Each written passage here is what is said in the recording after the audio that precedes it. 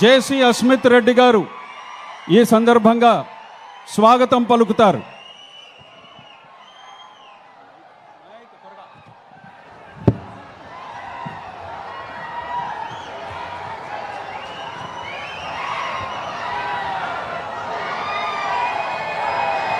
వేదికను అలంకరించిన పెద్దలకు, నా ముందున్న నా ప్రజలకు,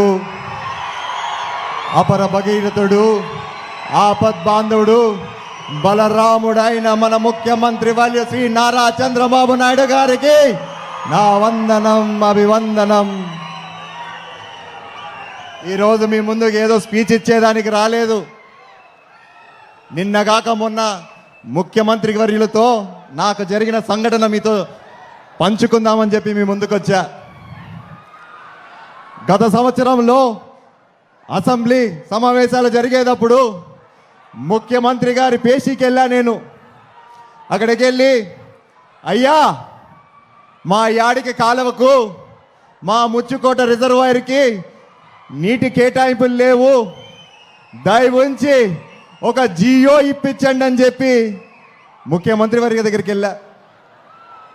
అప్పుడు ముఖ్యమంత్రి గారు ఒకటే అన్నారు, నా భుజం, నేను పక్కనే ఉంటే దగ్గరికి లాక్కొని భుజం పైన చేసి, మనందరికి తెలిసిండేదే కదా మన ముఖ్యమంత్రి గారు, తడుతూ తడుతూ ఒకటే చెప్పాడు, ఇదిగో తమ్ముడు, జియో గియో ఇచ్చేది లేదు కానీ ఖచ్చితంగా ప్రతి చెరువుకి ప్రతి కాలువకి నీళ్ళిచ్చే బాధ్యత నాది, నువ్వు ధైర్యంగా వెళ్ళని చెప్పి నాకు ధైర్యం ఇచ్చి సాగనిచ్చారు. కానీ ఏం చేద్దాం, మొదటిసారి ఎమ్మెల్యేకి ఏం తెలుస్తుంది? ఒక కాగితం అన్న చేతిలో ఉంటే అధికారులతో మాట్లాడేదానికి ఏదన్నా ఉందని అనుకున్నా. ఒకవైపేమో నాకు ధైర్యం ఇచ్చాడు, తడుతూ భుజం తడుతూ, నువ్వు పో, నేను ఇస్తాను నీళ్ళు నీకని. ఇంకోవైపు ఎటువంటి కాగితం లేదు. మళ్ళా అధికారులతో ఏడ గొడవ పెట్టుకునేదబ్బా అనుకుంటా దిగులుతో బయటికి వచ్చా. మీరు నమ్ముతారో నమ్మరో, ఖచ్చితంగా తాడిపత్రిలో ఆ సమావేశాలు అయిపోయే లోపల, తిరిగి వచ్చే లోపల ఫోన్లు రింగ్ అయినా ఎక్కడి నుంచి వచ్చాయంటే అధికారుల నుంచి ఫోన్లు వచ్చాయి. సార్, సీఎంఓ ఆఫీస్ నుంచి మాకు వచ్చింది, ఆదేశాలు వచ్చాయి, ప్రతి చెరువు ప్రతి కాలువ నీళ్ళు ఇవ్వాల్సిందే, మన రైతులకి ఎటువంటి బెంగ లేదు ఈసారి అని చెప్పారు. అన్న విధంగానే మనకి నీరు అందించారు. సార్, మీరు నమ్ముతారో నమ్మరో సార్, మా ఊరిలో మామూలుగా డిసెంబర్ నాటికే నీళ్ళు ఉండదు సార్, కానీ ఈసారి మాత్రం ఏప్రిల్ నెలలో కూడా మేము నీళ్ళు ఇచ్చే స్థాయికి వచ్చామంటే మీ దయ సార్, మీ ఆలోచన సార్. ఇంకో విషయం చెప్తా సార్ మీకు, ఆనాటికి భగీరథుడు గంగమ్మని మన నేలపైకి తెచ్చాడో లేదో తెలియదు కానీ సార్, మీరు మాత్రం ఈనాటి భగీరథుడై మాకు నీళ్ళిచ్చి మా దాహర్తు తీర్చారు సార్. అదేవిధంగా కాదు సార్, కష్టాల్లో ఉన్నప్పుడు ఆపద్ బాంధుడై మా కన్నీరు కూడా తుడిచారు సార్. చివరికి రైతు గుండెల్లో ఒక బలరాముడై మిగిలిపోయారు సార్ మీరు.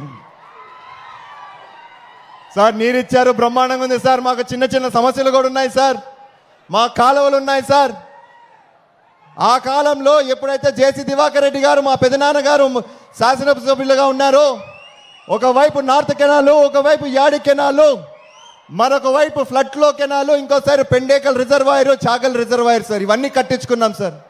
ఈ ప్రాజెక్టులంతా ఏమైనాయంటే సార్, మధ్యలో దాదాపు 70% పూర్తయి కేవలం ఒక 30% పూర్తి చేసుకున్నామంటే ఖచ్చితంగా రాబోయే కాలంలో 1,00,000 కాదు సార్, 1,50,000 ఎకరాలు నీగిచ్చే సామర్థ్యం మనకుందని చెప్పి మరొకసారి మీ ద్వారా తెలియజేసుకుంటున్నాను సార్. సార్, నీటి వరకైతే మాట్లాడాను సార్. మా యాడికి ప్రజలకి నాళ్ళ నుంచి ఒక కోరిక ఉంది సార్. మా యాడికిలో యువత సార్, కాలేజ్ నుంచి డ్రాప్ అవుట్లు ఎక్కువ అయిపోతున్నాయి సార్.